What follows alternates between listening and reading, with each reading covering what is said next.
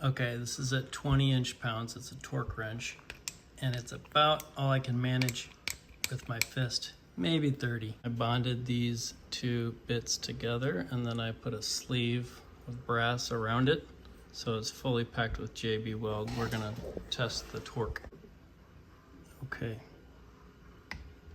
we got 20 inch-pounds. We're going up to 40. And it holds. Okay, 60 inch-pounds. Oh, I don't think it failed yet. Here's 80. Oh no, it's sliding now. Yeah, failed internally. Okay, we're gonna look at adhesives today, make some observations, and you can consider this the video before the video about adhesives, because I've been working for 10 years with these different things and trials and errors, collecting information, bouncing that back to engineering principles, and it's actually pretty hard to dissect that into categories or chapters.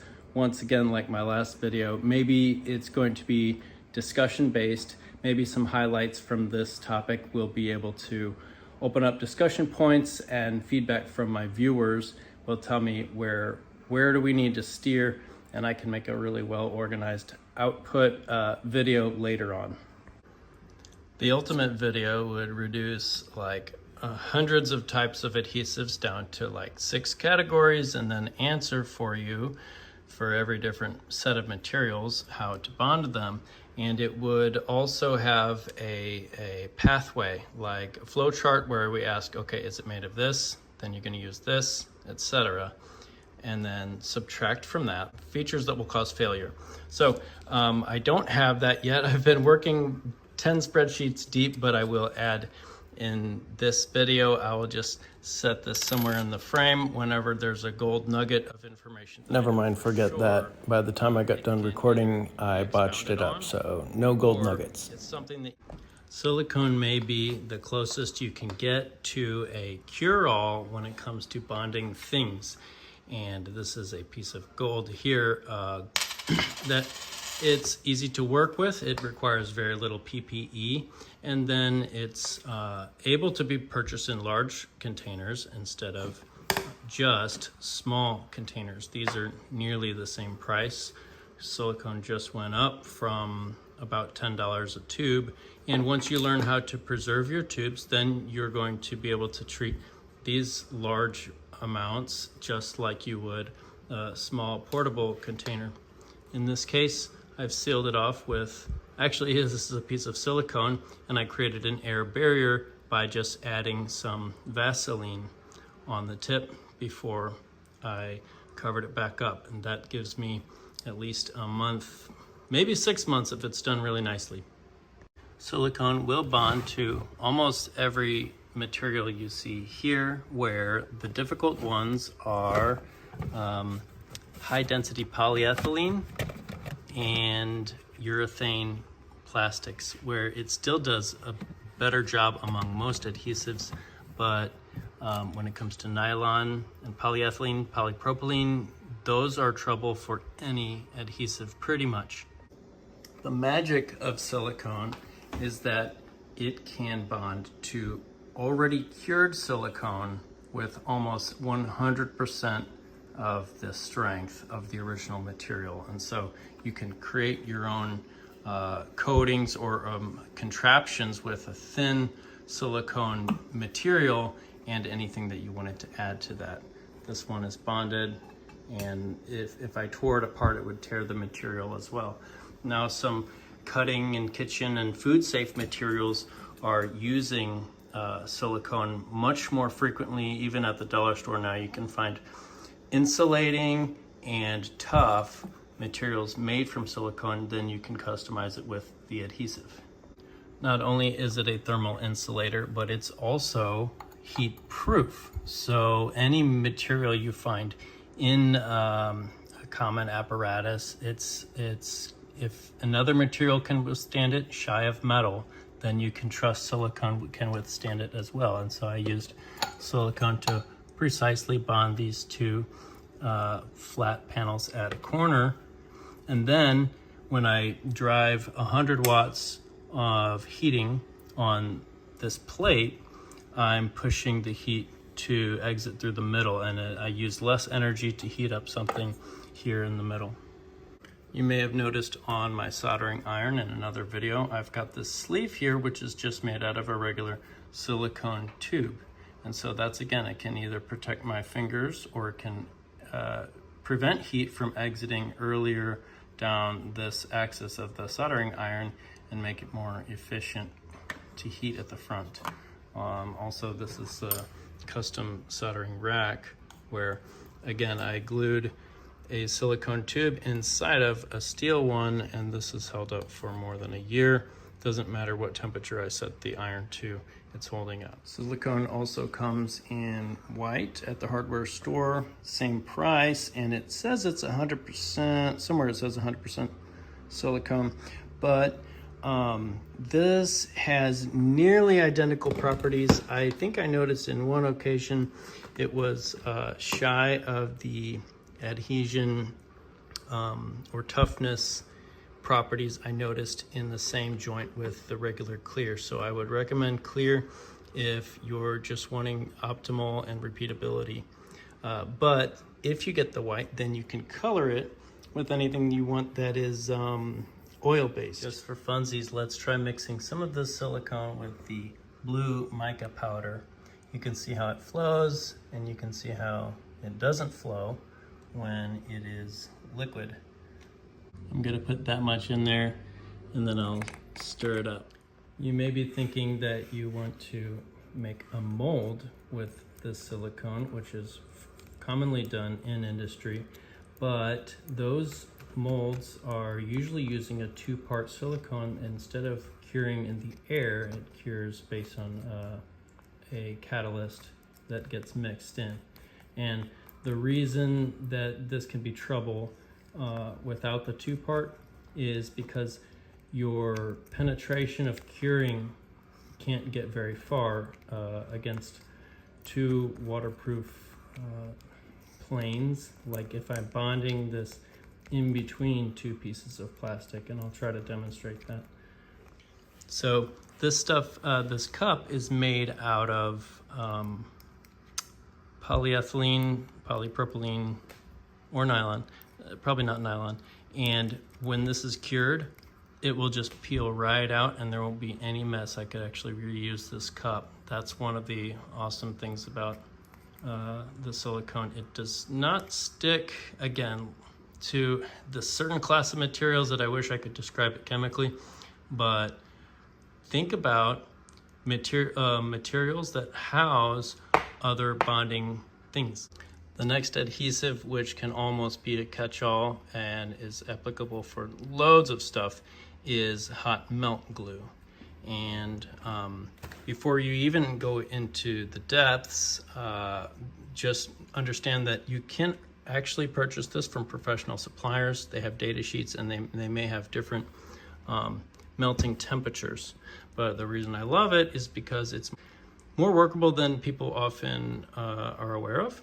So let's say I want to avoid that drippy mess that I always get, just to add a little bit of hot glue on a surface. And let's say in this case, I just want to coat something to protect it from abrasion or short circuit. Oh, here's a very cool example. There's an LED on this board that, let's say I want to diffuse it and remove glare or make it easier to see on the camera. So that red LED, let's work on that. My LED is here near that plus sign, and I can just place a little piece of hot glue, and then I can grab my hot air gun and I can melt it. I'm not going to hold it this close, but you'll hear it. Using the heat gun here, I can take control of how much heat I want to apply. And first you'll see the plastic that's melting first, and as the board warms up, the edges drop down and wet that surface. And so now I have more control compared with the regular nozzle of the glue gun. That's much more neat result than we get when we try to use the nozzle. And as it dries, it becomes translucent again, not transparent. So it's very clear now, but we'll see it gradually become semi-white.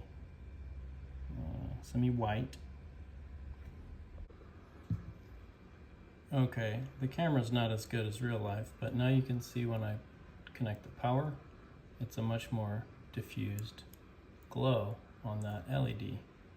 And I could even work with another color or put a thin film of plastic and mate those two without any air bubbles using the heat gun. I'm gonna jump back to silicone just because I have a test to show. This was between two plates where, okay, silicone does a better job than most adhesives, but I've created this massive barrier where, imagine the air wants to come in from the top and the bottom of these two layers to be able to cure it, and it will take a long time. It might take more than a week for this very thin plane for the air to penetrate. And so now let's peel this apart. We have, you can see where it actually did cure and bond, and then right there in the middle, that was, oh, and this was my enhanced test. So I said, can I allow the air a better passageway if I add in this buffer zone, the fiber mesh sort of, yeah. But today's the 20th, and that was the 16th that I glued it. So several days, and we still don't have the curing all the way through. Silicone is a barrier for its own curing. That's the takeaway. For today's explanation, I'd like to use 4 terms, and the first 2 are actual book terms, and the second 2 I'm sort of making them up. Chemical bond is probably familiar. It means that your 2 parts, A and B, when they're bonded, they actually have a merging of their constituent materials, and it really becomes one part if it's done right. A mechanical bond is an interlinking of the very small features between the glue and the part. So then you have actually 2 mechanical bonds taking place, each between one material and your adhesive. Then we have a tacky bond. That's my word, and I'd like to treat it just like a very high friction coefficient. So if you took physics 1, then you know in a given situation a normal force is applied, and then the friction coefficient between these materials determines how much opposing force is there to sliding. So I'm just calling this an opposing to sliding force only. And for sure, there are 2 bonds that you need to pay attention to, even if they're the same material in the tacky bond situation. Then we have a gradient bond, which I'm also kind of making up. Maybe it exists, but I'm treating this as the mechanical bond wherein you have more penetration of the material. Beyond a surface feature, you may also have porosity, and a glue is allowed to seep in so that it is doing so much better than an ordinary mechanical bond. If your materials are truly compatible with the adhesive you're using and the solvent inside of it, then you can expect to get a chemical bond. That's ultimate. Basically, you can treat it as one part after that. If you're, in this case, there's no chemical bond and we're looking at only a mechanical bond that's interlocking. I'm going to break it off. This is nylon, okay, with better mechanical interlinking here on the surface of this print compared with the smooth nylon. If your mating material is something that's chemical resistant, then the best you can ask for is a tacky bond or a mechanical bond. And those chemical resistant materials are easy to identify after a while. Usually utensils are made from nylon.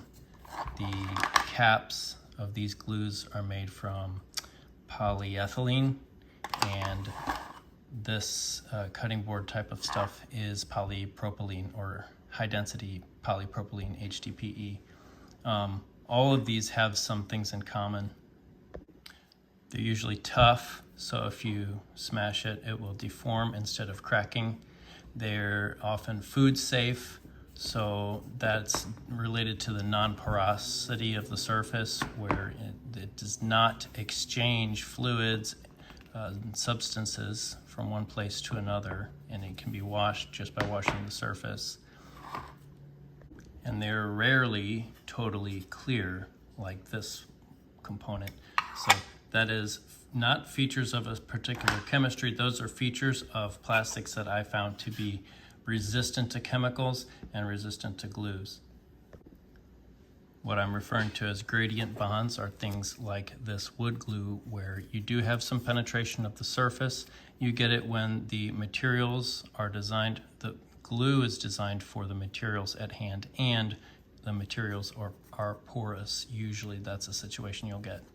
If you're trying to understand the difference between these different construction adhesives, basically you ought to, if you're starting out, buy the most generic option that has many on the shelf, and you know they sell a lot of it, and then try it out.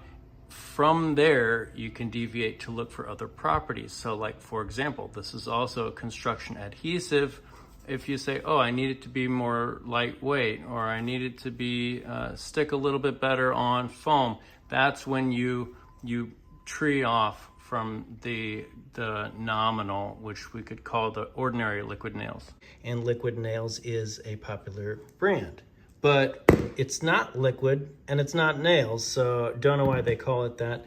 They should just call it thicker wood glue, because that's what it is. Here's what I mean when I say they're the same. And this comes from my own experience, and I'm not a chemist, but one detail is that I'm considering the construction adhesive, which is water-based. And I'll give you these parallels. Here you've got a dried up wood glue joint that's broken, and a dried up joint from the construction adhesive. They both bond as strong as the material that you're working with, in most cases, if it's done right. They're both sandable and paintable and workable, so you can kind of treat it, drilling, cutting, whatever, as the material the same as the wood you're working with. They're both water resistant after they are cured, and to varying degrees if you buy different variants, but I would do splashing with no problem, just like the wood, but I would not submerge it in water. They both shrink some. You need to consider shrinkage, especially if you're working with gaps. And they both have water cleanup, which tells me a lot about the substance itself. That also means that you could have dilute it by water. It means you could buy yourself a little extra time on the curing time with water. It also means that if you wet the surfaces of the wood, that you get very often a better bond, as long as you have the time and you're not in a extra hot environment, etc. And the difference that I see is this one's drippy and this one's pasty. So the difference in which one I select comes down to essentially that feature. There are vastly more details.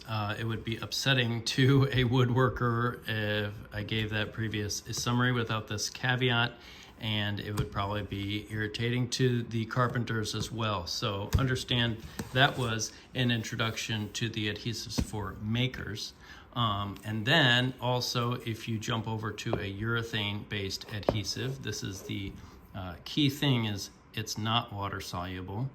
You get a whole different set of properties, and there are some pretty awesome outcomes you can perform using urethane. The construction adhesive, which holds its body much more.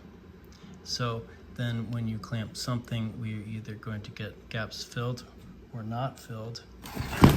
Here's how that looks.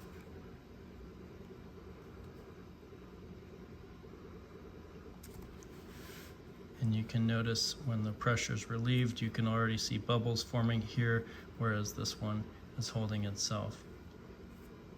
Technically, the drippy glue is stronger than the pasty glue, but what if it doesn't matter?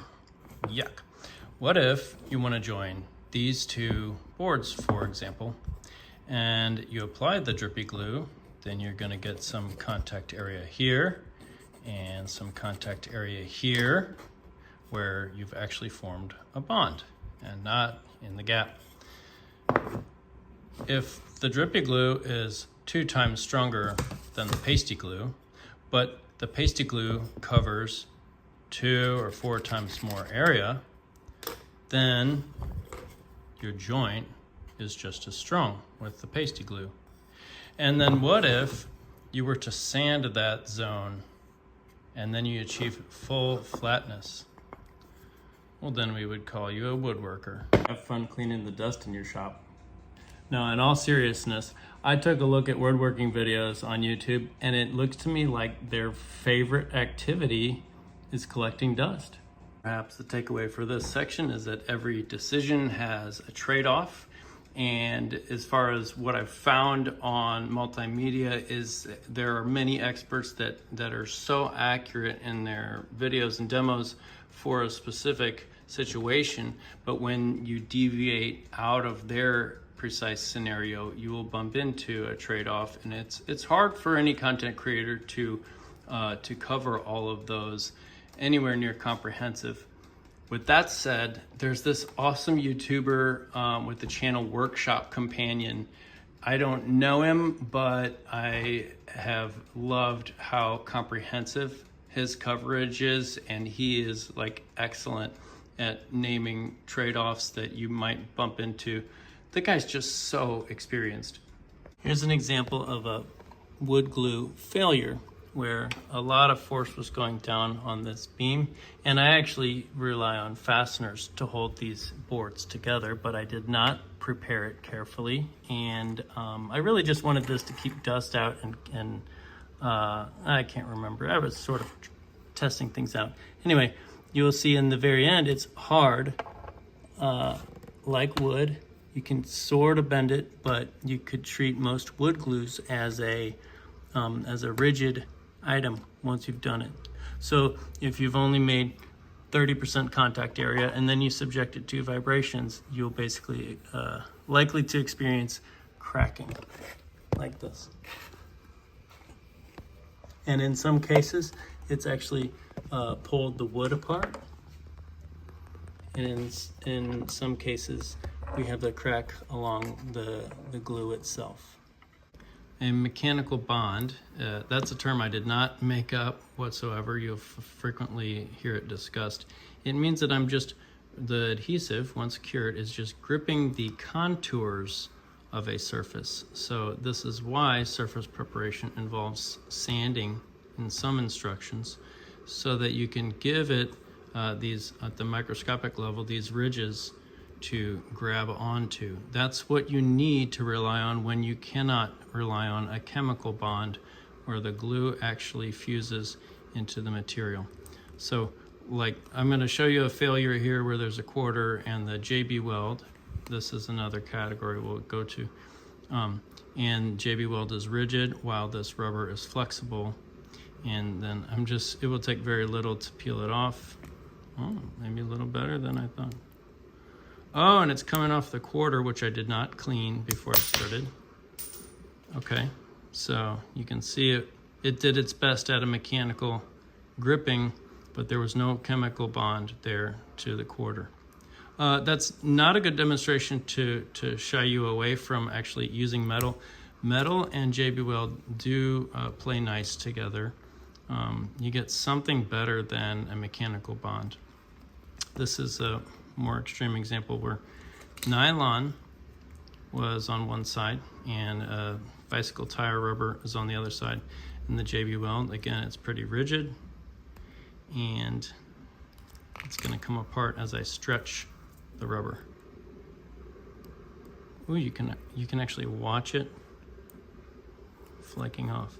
Okay, that was better than I expected, but still, I would never plan a joint with that poor level of adhesion.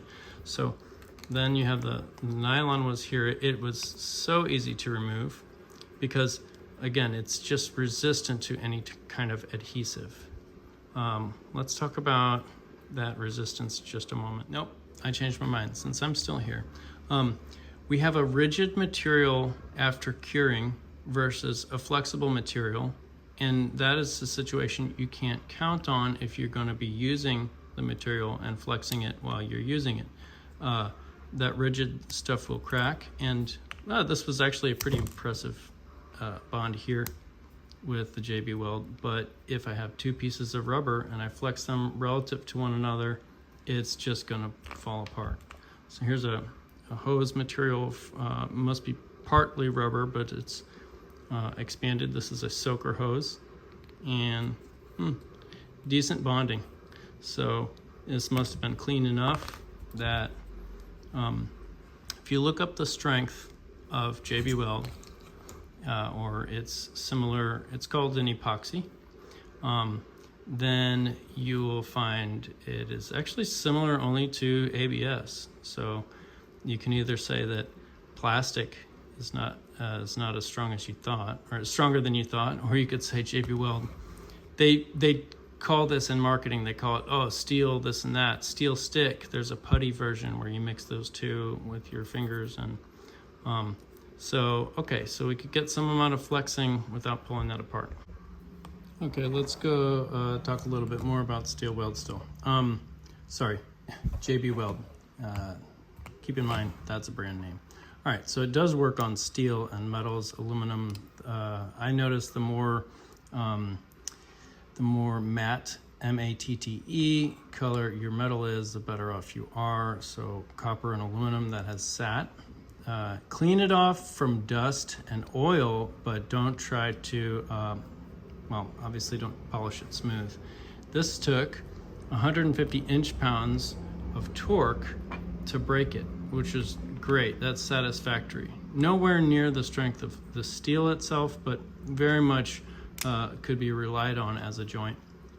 And we can just do a little demonstration here. Now I've got ABS, which it can be difficult unless you're using a solvent-based glue, then it's great. Solvent-based glues are a total solution for ABS, PETG. This was set up last night, and yeah, pretty solid. You can see it still popped off of the ABS plastic. And then urethane, I'm not sure.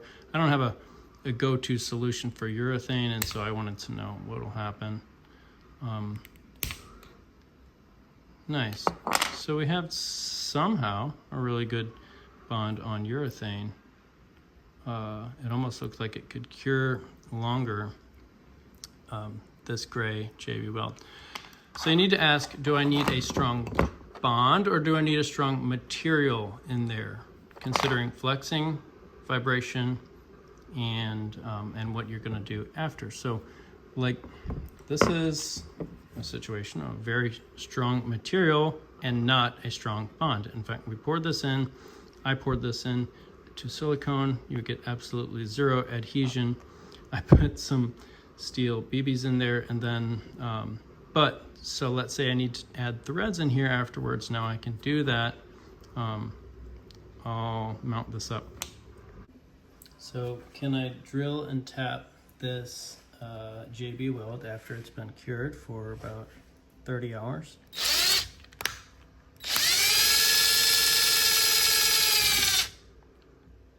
We have, well, I'll come back to that. I'm gonna carefully tap. Okay, I'll show you. Our shavings look a lot like the shavings of an ordinary plastic like ABS. And then we're gonna tap it with the threads on there.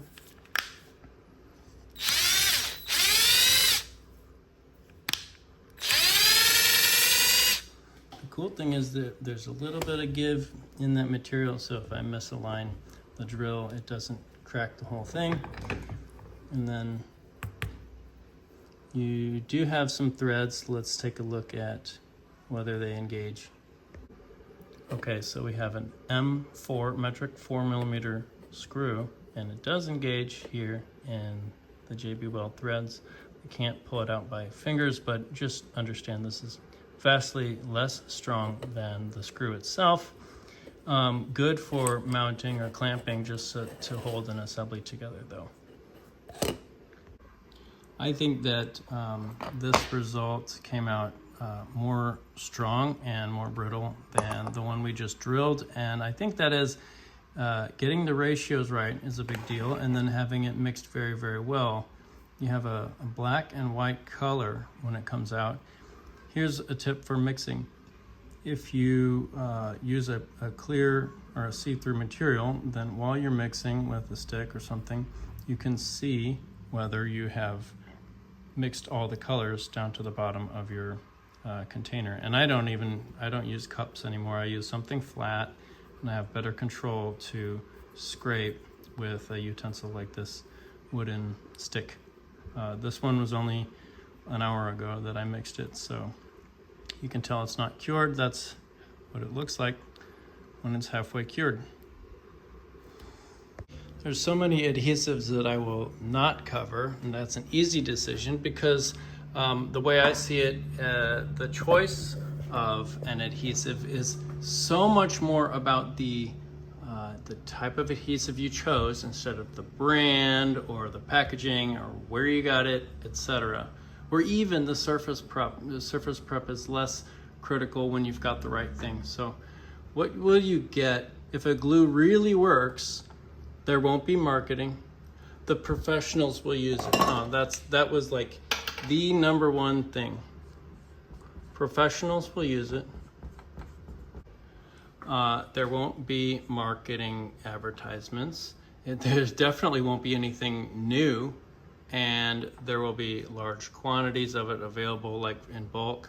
The label will be boring, and companies like McMaster, Granger, etc. will carry a product in its class. So this is our goal for right now. If professionals don't use it, it probably doesn't work. All right. Some of you are going, well, how would I know if professionals use it? I don't know the professionals. Well, it's got a boring label. So here's an example. It's at the hardware store, and I would always choose this over super glue if I'm using more than a drop. I use super glue just for the tip and the simple application. So if you visit your hardware store, you're going to find a variety of these cements that are high in volatile organics. That means take the lid off. If you start using this indoors or breathing it, it's very bad for you. Smells are strong. You contaminate clothes so easily. So there is a trade-off for working with professional stuff. You want to read the instructions if you're not familiar. These often have a MEK, methyl ethyl ketone, as one of the solvents inside of them, and that's a harmful substance all around, even for your skin. Okay, so the primer is the first part, and then the cement is the other part, and you'll notice this medium stuff. I wondered for years what that meant. It means how thick it is, like how viscous it is when you're pouring it or applying it, where heavy, I think, well, anyway, medium, I think, is more thick than regular. This stuff will be black when you take off the cap. So all of these that I'm calling solvent-based adhesives have vapors that will vanish under regular conditions. If you leave the cap off, then it will dry up inside quite quickly. If you forgot it for half a day in a closet with this lid off, it's going to be super thick, maybe recoverable by adding some more solvent. You could literally mix a little bit of that into that again to make it thin. Okay, and then using an actual tool to tighten it is a good idea. If you use pliers, you're going to dent these cheap caps and it will not ever totally seal. Then you can get into your 3D printer and make an adapter. Suddenly this tool becomes useful for all different kinds of caps without damaging them, and it is very reliable. Okay, so what's going on inside those solvent-based adhesives? Almost every adhesive, certainly every professional one with a part number, and almost every chemical sold at stores has a data sheet that you can look up, or SDS safety data sheet. Okay, and if you open that up, you're usually going to get you're certainly going to get every dangerous chemical that exists inside of here. And so that means you're going to get almost all of the composition of the glue informed to you. And that's wonderful. It can actually tell us more about how we can use it. So MEK is one of these dangerous but powerful solvents, and acetone is another solvent. I don't know enough about chemistry to tell you why they chose these ratios, but we also have ABS resin. This is for the ABS cement rather than the all-purpose. And so you can come in here and you say, oh, 35% of this glue stuff is simply the ABS plastic itself. That means we're containing the plastic that we want to bond to, and then the stuff that melts that plastic. Wonderful. And other components, this is just maybe part of their proprietary formula, but it will always, some form of regulation makes me confident that I don't need to focus on this. So this is going to tell me about the usability. This here, second example, is for the all-purpose cement that we also showed earlier, and it has more ingredients. I assume that like, for example, PVC is what it's most often used for, those PVC pipes that are white. And then maybe more chemicals overall so that we can achieve this bond with other plastics. But if you go to look at the store, what type of hardware are the professionals bonding with this stuff? It's in the same aisle, like black ABS, C PVC, that is, I forgot what it's called, but anyway, it's a relative of polyvinyl chloride, and that means any of those materials, you're gonna be good to go. In the next section, I'll introduce two classes of two-part resins. They're usually called epoxies or resins, whereas I've called them both epoxies in the same discussion, but really the professionals refer to them differently. This two-part style of product is usually used for clarity, for pouring into a mold and having no bubbles, having an aesthetic outcome and one volume of substance, whereas this one is usually used to work on automobiles or boats, and it's sought after for its strength and the workability. Like, for example, it says it can be brushed or it can be poured, and this is a product that has very serious safety recommendations about it smells bad, it has a lot of fumes, and they're really two totally different classes.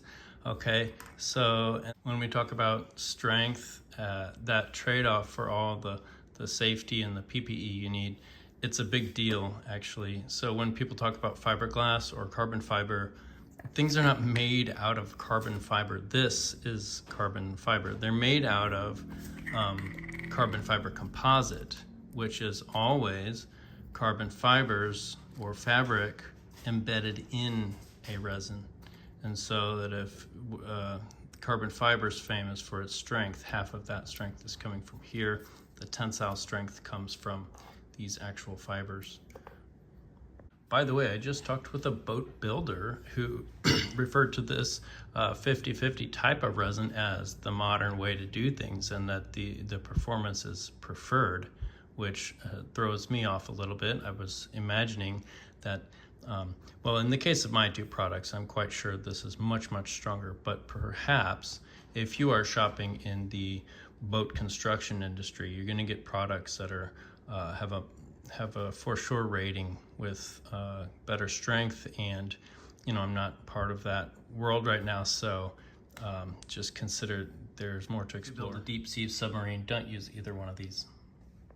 The fiberglass in your circuit boards, also known as FR4 for the most common material, like this is it. Without any copper involved, this is what fiberglass looks like. And it is simply an epoxy that has embedded into the fibers. So we're no longer porous, but we had a porous material here before, and it's literally a fabric. So here's a cotton fabric that you could do the same. You could call it cotton glass. Sorry, you would call it, I'm not sure. Anyway, so in the case of a material that doesn't want to stick to anything, now I'm attempting, can I get a bond by creating a gradient and letting a material, now I need more viscosity. I think that's more or less the viscosity characteristic that lets it flow more so I can go into the material. Then if I have a brittle glue, I will be with a result like this, and if I have a flexible glue, I'll have a result like this. In my case, so I used a fiberglass epoxy that was actually expired, so I need to redo this test, but I wanted to know, can I get something to stick to this very unstickable webbing? And obviously this failed, but you can see how it penetrated, and that part of the goal is successful. Okay, 2 days ago, epoxy, and I just embedded these to see how they go. This is a AB epoxy that mixes 50-50, and it's an arts and crafts brand. You can see it hardened, and we have well, it's not quite brittle enough yet to hear it crackle, but okay, so this is very well bonded, but now we don't get the strength of the whole ribbon. If we start pulling, we only have the strength of whatever that material gives us. I'll leave that a few more days to see if it gets way stronger somehow. The epoxy that you're looking at here is this brand. This is a whatever brand. They have many options for arts and crafts. The price ranges quite a bit, but you have the inconvenience of having to mix it very carefully, like multiple minutes of mixing. You have the uncertainty of the quality because unless you buy a very expensive brand, so this will be at least $30 for the pair if it's an expensive brand, and if you pay less, then probably that you can't find the MSDS, etc. Now, I don't usually use this as a glue. That was a recent trial for this video, and here's what it looks like if you pour it on cotton and do a very miserable job wrapping it around steel. It's tough, okay? Oof. But not quite tough as something, it'll still flex. And then usually people pour these into volumes to make molds of stuff or do, like we said, arts and crafts. And this one has the same epoxy mixed in with the blue mica powder, okay? And so it's good looking. But look at the stickiness at the bottom says, oh, I didn't quite mix it. Even though it was multiple minutes mixing, I didn't quite get those two parts. And I can't tell you how to clean that up without also degrading the, mineral spirits may remove this, but it also may penetrate into the material and degrade it, or certainly mess up my nice surface finish. Aha! I figured out how to classify this glue in a more general sense. It is a contact cement, just like the famous Weldwood contact cement. Even this color scheme is probably familiar to people that have used contact adhesive that comes in a jar as such. So I figured it out because I hopped on the Datasheet exploration and I saw under the E600 6000 Premium, they call this thing a contact adhesive. And that tells me what I was feeling on the inside, which was like, how do I describe, there's some conditions where I narrow it down, and these two types of glues are what I want. My situation. I have two polymers to join together, which are slick, shiny, and resistant to chemicals. And so I just know I need some sort of contact cement, and it's because it's going to use what I call a tacky bond. So if you look on the inside of here, this is my self-made hook thing for this bin, and that allows me to hang the bin. You can see if I remove the parts how much contact I have remaining in my joint, which is it's not super good.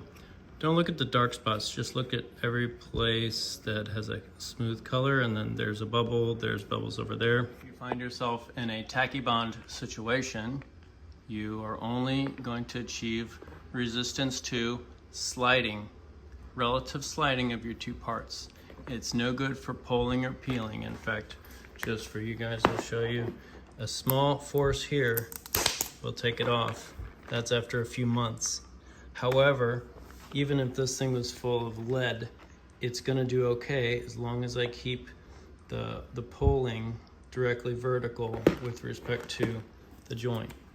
That is, if ideally the center of mass of this hanging is going to be directly under the joint. See, in this example, as we add thickness to our item we're hanging, the center of mass is actually somewhere in this zone. It's a few centimeters away from the back. That causes this tilting, and that's going to cause my pulling action to begin here, and so that's a no good condition. If you had a hanger on the front and the back here, and we were able to have it pulling directly up and down, then you can basically pack as much stuff in here as you want. I'm choosing between these two, and again, forget about premium, forget about modified this or that. Try to imagine a nominal contact adhesive in a tube and one in a can. This one is thin and more fluid with a pasting action. This one is thicker with some body. So gap filling and no gap filling. You can find something like this used in the wild on, for example, badges of toolboxes and so forth. And something cool I found is that you can remove that stuff. You see how my toolboxes don't have the Craftsman label anymore. Well, these were not fastener holes. These were simply for positioning on the assembly line. Somebody came to align and stick the sticky badge, which is made out of a plastic. And usually in industry, instead of having a volatile organic compounds that are being breathed in by the assembly line workers, they'll switch this to something that is heat activated. So you get the fluid when it's very hot, and then it cures when it cools. So then you can grab a heat gun, an air gun, and gently heat it until make sure you're not melting the plastic or the paint, and just heat it long enough that it's going to soften up and you can pull it right off. You'll know in this condition, again, there's maybe a little gravity force pulling down on that label, and there's no pulling action. Even if I hit it or scrape it, no peeling force is wanting to take that glue off. So what does the E600 look like? I hate talking about this with brand names, but anyway, this was a nylon or similar poly webbing, and I said, well, most things just won't bond to it, so this is what you get. Some amount of strength, but it's still no good for peeling. If you looked at a situation where I could pull these in a sliding fashion and something prevents it from pulling in this direction, then you have an incredibly good strength on that joint. This is what I mean by sliding. So you need to work with thin layers so you're not relying on the strength of this material. You're just getting the bond in the middle and the strength of your two bonded materials that do the work of preventing a shear. So we can look up close, and you know, we didn't even have a guarantee that all of the surface would be mating, would be bonded. I did coat this liberally, and even still after the vaporizing took place, then we just have a lot less glue. Now you may be able to coat this again and glue again, and this time we've reduced the porosity of our surfaces, and then the second time might actually work better. Okay, that's all. The movie's over. Everything after this is just outtakes, so have a great day. Here's another result that I just discovered while I was setting things up for the video. And in this case, I had a challenge of how do I get something that is liquid enough that it will penetrate into the fabric, and that it is, so that gets me my gradient bond, which solves a problem of that orange poly not wanting to stick to anything. Then there's a body of that material after curing that resides in between my two layers, and it has to be tough enough so that it can withstand some amount of tugging that wants to separate it. Flexible enough that, not brittle, so it doesn't crack when it's flexing around, and it conforms along with that cord a little bit, the webbing. This is an example where my two-part epoxies would be way too brittle, and silicone would bound nicely into the grains, but it would be too weak to perform against tugging. And this result came from using ABS cement, applied quite heavily and then left to cure. And it's tough enough. Usually ABS is brittle, but a thin layer is going to be flexible. And it felt like it could carry way more than this 20-pound disc brake shown here. I'd estimate this is under half of the strength of the webbing strength, but it could be optimized from here. Here you're looking at a few trials with PVC trim adhesive. I did just for fun with no strategy, except that I'd say I'm working with some materials like this liner. It's a shower liner vinyl that's just really hard for almost any adhesive to bond to. Instead of doing research, I just applied some of the adhesive I already had, but maybe some people enjoy seeing the results of these trials done without sufficient homework. And sometimes trials like this give me new ideas. Oh, look, here you can find, just like the silicone, we have insufficient bonding, which means there's an air barrier created by the PVC glue itself. That's neat. Sometimes in doing these trials and just getting my hands dirty with substances, I will come up with brand new ideas. And for creative folks, that's a huge source of enjoyment, I guess. It's not something we usually do among engineers and folks that I know in my profession. Most of us don't have time for this. Oh, the last sample in this clip is actually the material this stuff is supposed to bond to. And as you can see, it's done an excellent job. And what the container advertises is that it maintains flexibility. So in outdoor applications with hot and cold temperatures, you have the joints expanding on some bonds, and it's supposed to survive that. I'd love to know how this holds up in ultraviolet rays, but again, you guys don't forget to look at the data sheets of these professional adhesives, because they're actually quite informative. Here we have an actual nylon, a cork material that is made from genuine cork. That's something else I've been exploring, is some natural materials. and organic materials that usually is not found in robotics, but boy, it enhances learning a lot. Now back to the datasheet situation, keep in mind that the stores that sell these, they'd love for you to buy 10 different glues just to find the right one.